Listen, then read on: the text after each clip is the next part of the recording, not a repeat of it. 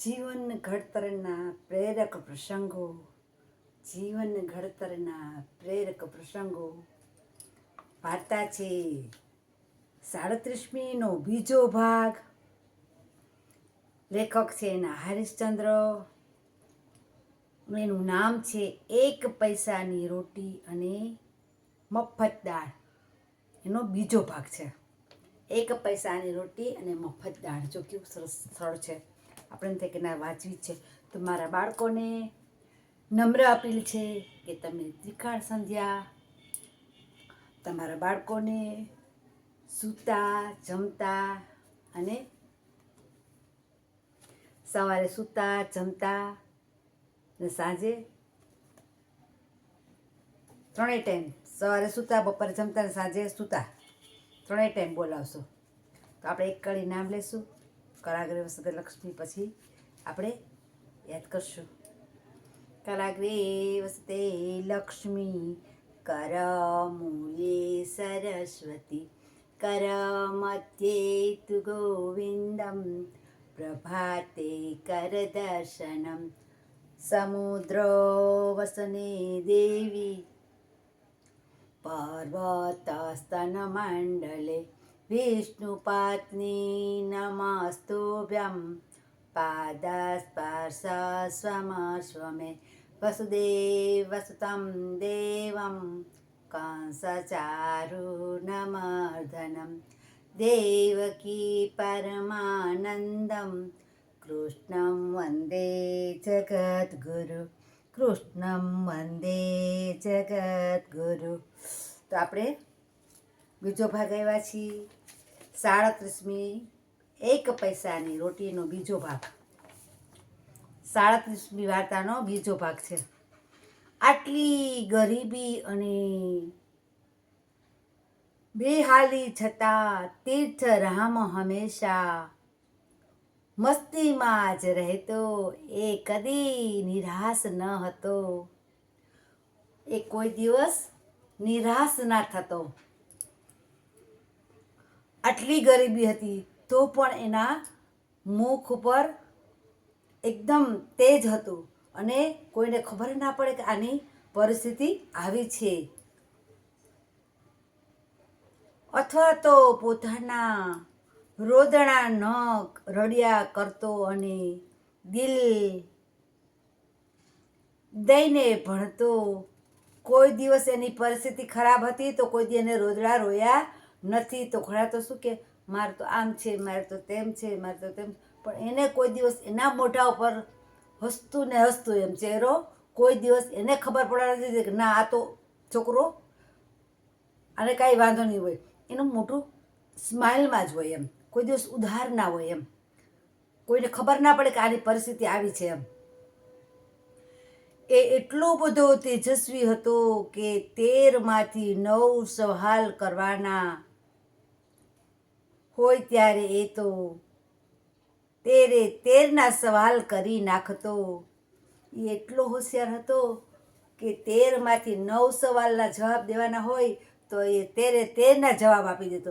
એટલો હોશિયાર ને સરસ તેજસ્વી હતો પોતે અને બુદ્ધિશાળી હતો. એ એકવાર વાંચે તો એના મગજમાં રહી જાય એમ.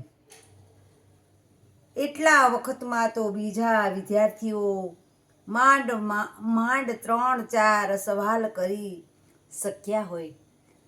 ત્યાં તો બીજા વિદ્યાર્થી તો માંડ 3-4 સવાલ કરી શક્યા હોય. ત્યાં તો આને તો બધાના સવાલ જવાબ આપી દીધા હોય એમ, લખી નાખ્યા હોય એમ. આમ આગળ વધતો એ તો BA થયો, એમને તો MA થયો અને BAમાં પણ તો આખી યુનિવર્સિટીમાં પહેલો આવેલો. આખી યુનિવર્સિટી સ્કૂલમાં એ પહેલો આવેલો. પછી અધ્યાપક બન્યો અને પોતાની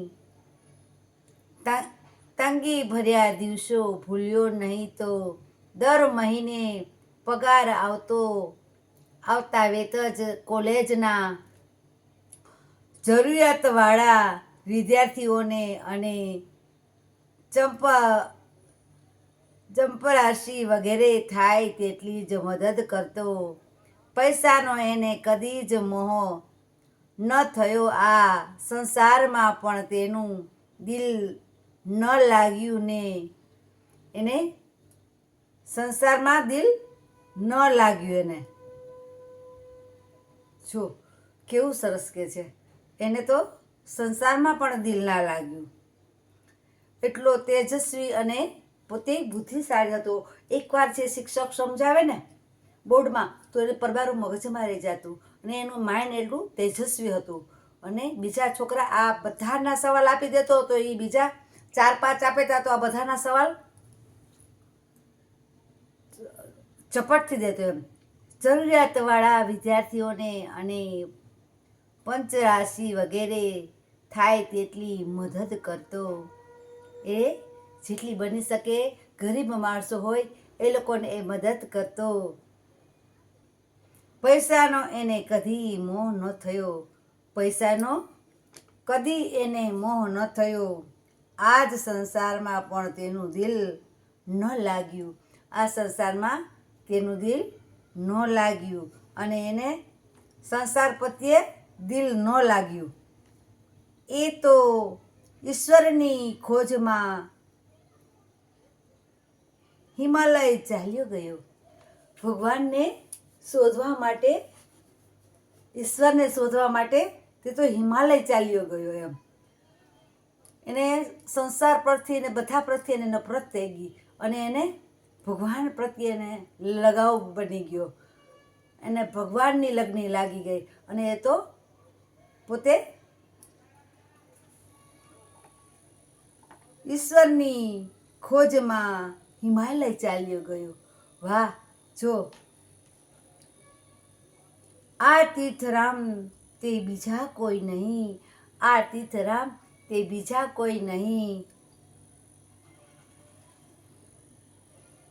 પણ આગળ જતા દુનિયા આખીમાં વિખ્યાત થયેલા સ્વાર્થી રામતીર્થ.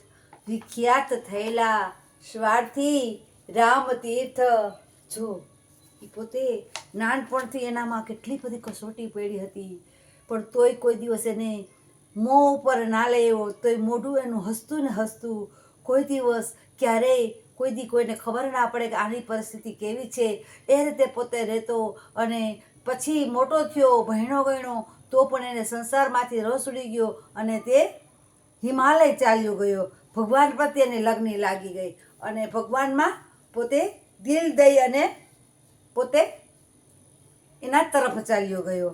આવી રીતના જો આપણે પણ આપણા બાળકોને થોડાક ભગવાન તરફ, ભલે એ સાવ ભગવાન ઉપર ન વયા જાય, કે થોડુંક એને મગજમાં નાખશું ને આપણે આ સમજાવશું તો એને થશે કે ના ભગવાન તો છે, ક્યાંક ભગવાન તો છે.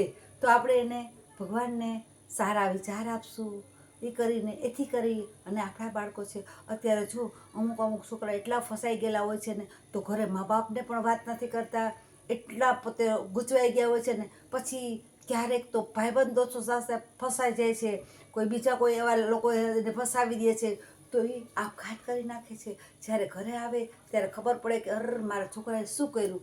ક્યારેક કોઈ દિવસ કાંઈ વાત જ ના કરે. એટલે આપણે છોકરા સાથે ફ્રેન્કલી રીતે રહેવાનું અને દીકરી દીકરાને બધી જ વાત કરવાની અને કહેવાનું કે બેટા તારે જે કાંઈ સ્કૂલે જે થાય એ તારે બધી અમને વાત કરવાની અને અમને ખબર પડે કે તું કઈ પરિસ્થિતિમાં છે, તને કોણ હેરાન કરે છે, કોણ શું કરે છે.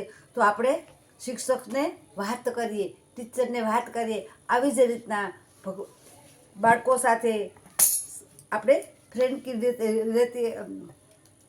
રીતે રહેશું અને આપણે એને બધી વાત શેર કરશું તો એથી કરીને